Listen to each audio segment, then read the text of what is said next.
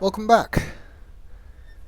Captain Nebevay has just told us that we are to be the next Guardian, which is not an easy thing to accept. He also gave us a talisman of the balance. The Talisman of the Balance. Tobias gave this to me. But he didn't know what it was for, and neither do we.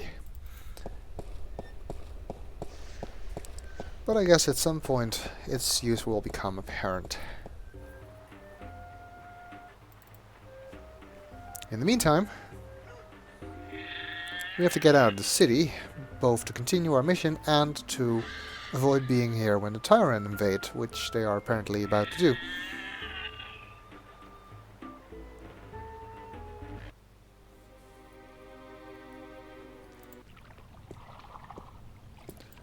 So, finally, we are ready. And we must away before it's too late. We still have another 6 or 7 hours of daylight today. Come aboard.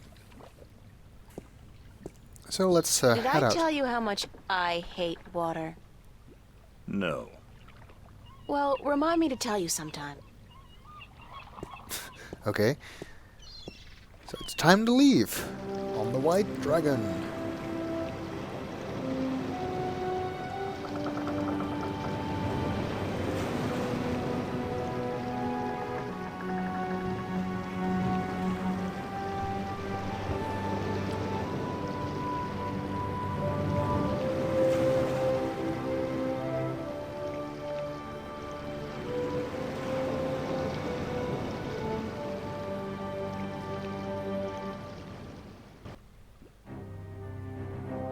Chapter 6, The Chaos Storm.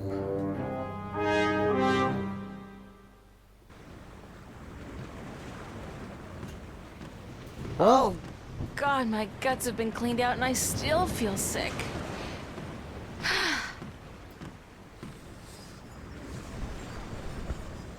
Well, we are on our way to Alais. Unlike April, I love sailing. I would really enjoy a journey such as this on an old-fashioned sailing ship. I'd love that. April apparently doesn't.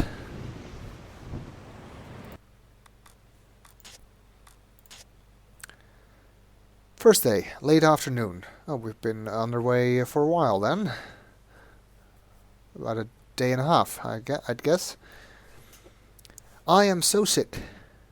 I'm having a hard time writing even a few words. Forgive poor spelling. Why does the boat have to keep moving around? Why can't they make boat just stay still? I mean, they got magic, right?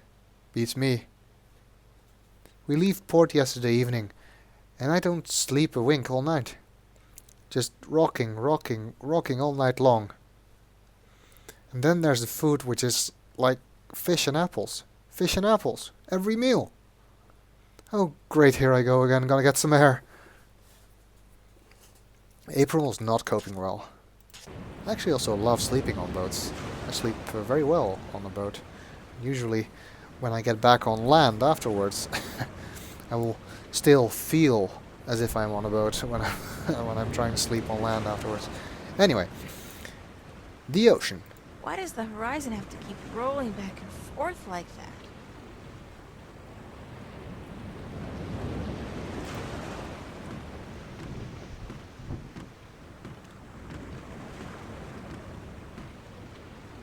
That's the cargo hold and crew quarters down there. My bed's conveniently located right below the opening to accommodate for those refreshing saltwater showers.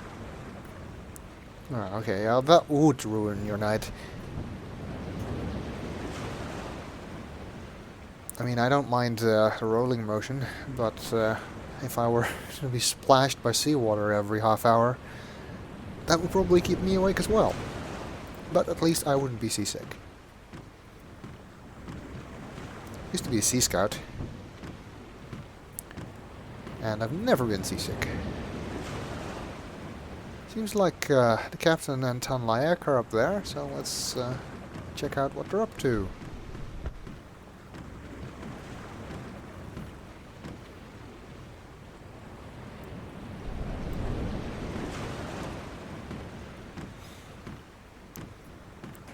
Captain. Aye. What is it?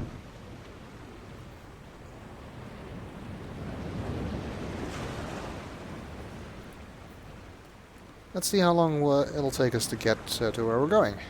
How long will it take us to get to Alais? We should reach the island by tomorrow night. Unless we get bad weather. Any chance of bad weather? Well, as any experienced sailor will tell you, the weather is a freakish thing, and you never know quite what to expect. But no chance of a storm at all, or my nose would be itching. Okay. Seems like Captain Nebevay has some weird superstitions about the weather. What does your nose have to do with the weather? Well, that's a story, be sure of that. And? That's all. It's just a story, and you'd better be sure of that. Well, I'd like to hear that. I'd like to hear that itchy nose story. Why? Because I'm sure it's a real tall tale of the sea, filled with bravura adventures and victories snatched from the rabid jaws of certain death. I had a bad accident with my nose hair scissors, and ever since that day, when the weather's acting up, my nose itches. Okay. Seems if we want a story like the one April just described, we need to go to the old sailor on the docks. Nebevay obviously isn't much of a storyteller. You gotta be careful when you trim those nose hairs. Aye. I've come to that realization on my own. Still, it's a useful thing to have, a useful ability. Be able to tell when the weather's going bad. So, your nose itches when the weather's bad. A deep, scarring itch, as from the filthy bowels of the Mojal.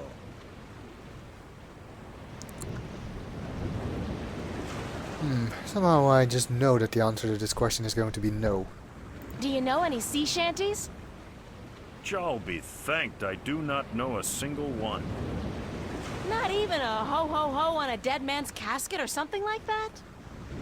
If I went ho-ho-ho on a dead man's casket, girl, the crew would tie me up in the hold. With good reason, too. Would you like to learn a sea shanty?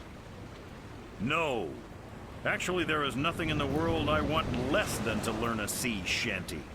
I would rather stick my head up the arse of an Elguan who's just had a dinner rich with beans and light a torch. I feel in the mood for a shanty. And I feel in the mood for a keel hauling. Thanks, Captain.